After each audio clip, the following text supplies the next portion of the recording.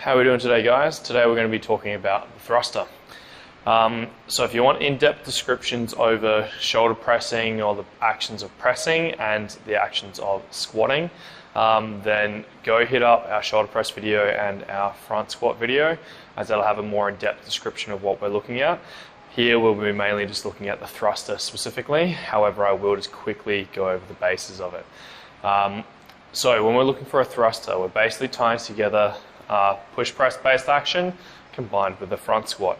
Now, the big things that we're talking about with front squats, like we talked about with squats, is thinking about creating a little bit of supination, so pressure on the outside of the foot. From there, you want to be thinking about creating a stack, so quads are locked, glutes are locked, and hips are tucked under slightly. Rib cage is pulled down, so we are compressed.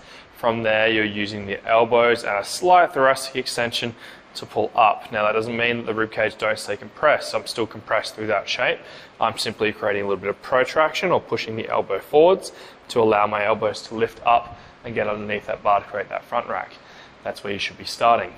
From there, if we're talking about squats specifically, we want to be coming forwards with the knees at the same time as descending with the hips. And then from there, we want to be thinking about creating a slight tailbone pull back as you get to parallel, as well as allowing the foot to pronate, which will mean basically that the foot flattens a little bit towards the ground, which will allow you to basically push the knees forwards further. So where a lot of people get caught with their thrusters in particularly when they're catching their thrusters and they're tipping forwards, is because they catch their bar and as they're coming back down, the shins are already forwards, which means they run out of ankle mobility super quickly, and that's where they start coming off their heels. So by creating a little bit of supination or that weight back, combined, or weight on the outside of the foot, and creating an arch in your foot to allow you to flatten out as you come forwards into that bottom position, it's going to allow for more range of motion through the ankles. So what I want you thinking about is starting locked out, hips start locked, thoracic flexion, rib cage pulled down, slight thoracic extension before driving the elbows up. From there, break at the knees and the hips. You want to be thinking about descending vertically, so it means that the knees are going to travel forwards, hips are going to travel backwards. From that point, you're going to be thinking about maintaining those hips under until you need to pull the hips back right at the bottom of the rep, which is going to allow you to maintain upright position at the bottom of the rep. From there, you're going to drive the feet down, not inside or out. There might be a slight inwards as the adductors, the inside legs drive out, before you drive externally to create lockout, which is going to drive the bar vertically, and you should be thinking about creating that lockout with a late knee extension. That late knee extension is going to drive the torso and the bar vertically, which is then going to create a floating sensation on the bar, which is going to allow you to press and drive vertically with the arms. So big cue there is late knee extension, triple extension, weightlessness on the bar to push late, and from there you're creating that full lockout overhead. Now, when we're talking about the press itself, deliberately waiting for the bar to go weightless means that we can pretty much jump over the weakest point of your shoulder press. Most people's shoulder press or push press is going to be weakest at this point here, basically around the head. If we can use the bar to get that bar close to the top of the forehead level, it means that we can travel over the head quite easily, quite quickly. Now, big thing is keep that bar close. Now, the bar staying close is going to be determined by a couple of things. Firstly, how vertical your squat is. If you come up and you extend your knees early, you're going to be tipped forwards. Very hard to drive vertically if your head's in the way. So, don't rush your squat. By that I mean descend down under balance, because it shouldn't be close to your 1RM front squat. You should have plenty of control over it. From there, come up and drive, and you should be able to leave a little bit of knee bend in the knees to allow yourself to get the chest vertical, so that way you can extend upwards similar to what you would in a jerk. From there and press up. Next thing that's going to determine it is what's happening with the arms. If someone's here in their front rack as they're coming out of their squat and then they drop the arms to then try and press, as soon as you start to drop the arms, the bar travels down the torso. This means that you're more likely to press forwards rather than up and slightly backwards to create your lockout. So you need to be patient with your lock. Literally keep the bar front racked until you get to this top point and then start pressing. Don't try and press before you get to lockout, because it'll mean the bar's more likely to travel forwards, significantly harder to lock out. From that point, you should be thinking about driving the bar slightly backwards so that you can lock out and center the weight over the center of the ribcage, which is going to be different to obviously being racked here.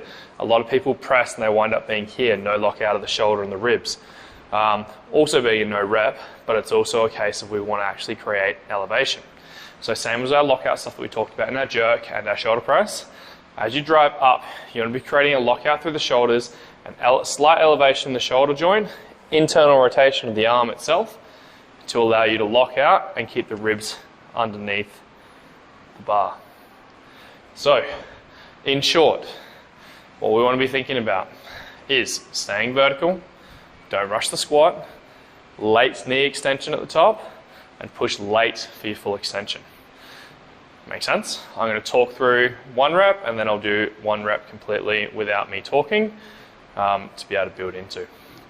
So I'm going to grip the bar, generally where your clean grip is. If you don't know where that is, have a look at our clean video, but generally just outside the shoulders. From there, I'm going to front rack underneath.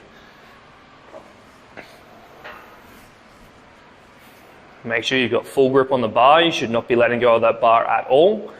From there, I'm sitting on the outside of my foot, locking my knees, locking my quads, locking the rib cage down and creating slight elevation through my thoracic spine. From there, I'm going to descend, knees and hips are going to break evenly. From there, the knees tracking forwards, all the way down to the bottom. From there, I'm going to drive myself vertical. I'm going to leave my knees bent a little bit to allow me to create extension, and then a late press to get overhead. From there, I'm going to elevate to create that lockout. From there, I'm going to bring it down. I'm going to break at the elbows first to then catch onto my shoulders, which is going to allow me to descend into the next rep.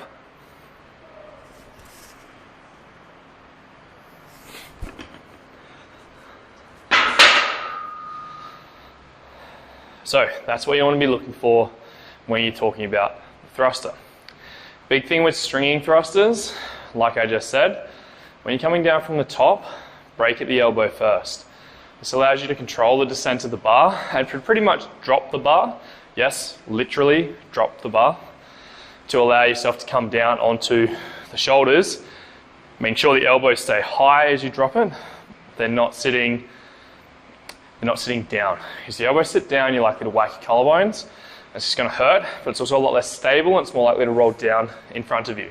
If that bar starts rolling down in front of you, it's going to tip you onto your toes again, and you're going to find it very, very hard to maintain that balance. So, elbow bends first, catch it, absorb it with the legs. From there, descend into your next squat, drive up again. When you come up to the top, don't think too much about trying to drive the head through. On that second one, I actually drove my head through a little bit too much, so that's a good example of what you don't want to be doing. So, think about moving the ribs under the bar. As you drive up, the ribs will move slightly forwards to allow them to travel underneath the bar, not the head. Because if you just poke the head through, you can still be in quite a poor shoulder position. So, that's what we want to be thinking about. So that's our cues for our thruster. If you want more in-depth questions about the squat or the pressing component of that, feel free to send us a message or watch our squat and shoulder press videos. Hope you enjoyed it. Thanks for watching.